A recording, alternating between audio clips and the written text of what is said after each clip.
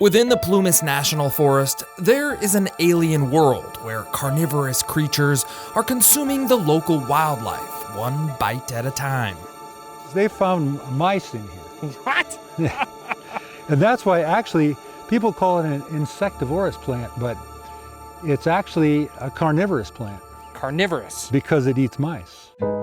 Deep within a remote corner of the Plumas National Forest is the Butterfly Botanical Area, home to thousands of carnivorous pitcher plants that thrive in the wet mountain fen. And leading the way to this alien world is Jim Badigan, a retired U.S. Forest Service employee, self-taught botanist, and one of the area's biggest champions. Working for the Forest Service, you know, you're basically paid to learn about the forest. Getting here isn't exactly easy. The road winds through miles of forest, passing old logging country where giant sugar pines once dominated the landscape. I mean, you can't even reach your arms around it here. Oh, no Two way. people couldn't. No. But for Jim, this forest is more than just trees. Very special. Yeah. No, this is a very special area to me. This is home for me up here in Plumas County.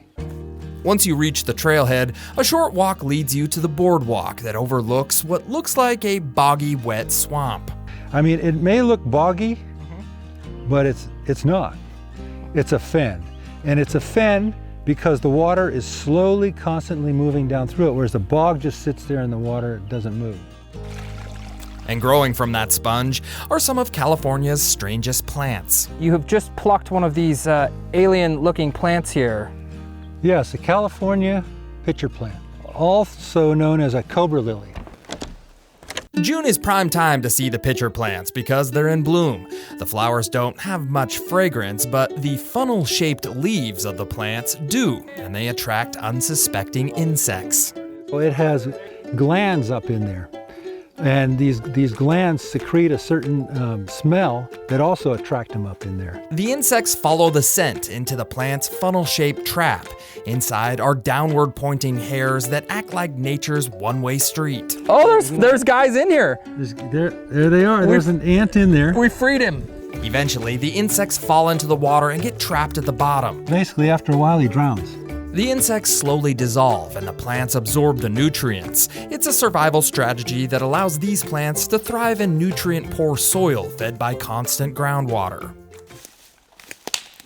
But the pitcher plant isn't the only unusual resident. Nearby grows sticky sundew, another carnivorous plant, along with the flowering bear grass, once used by local tribes to make baskets.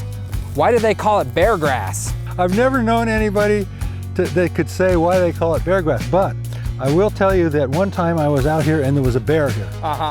That's all I can tell you. Okay. The Butterfly Botanical Area is a fragile ecosystem, and that's why many years ago, Jim helped push for protection that designated this area as a special interest area, shielding it from future logging and development. The more people that enjoy places like this, the better people will be. The happier they'll be, so they'll just be better people. Today, he spends much of his time bringing visitors here. For Jim, this place is more than a botanical treasure. It's where he comes to think, reflect, and recharge. Calm, really calm. Just could center right in. Worries tend to fall away. There's nothing like nature for me to really just bring me home.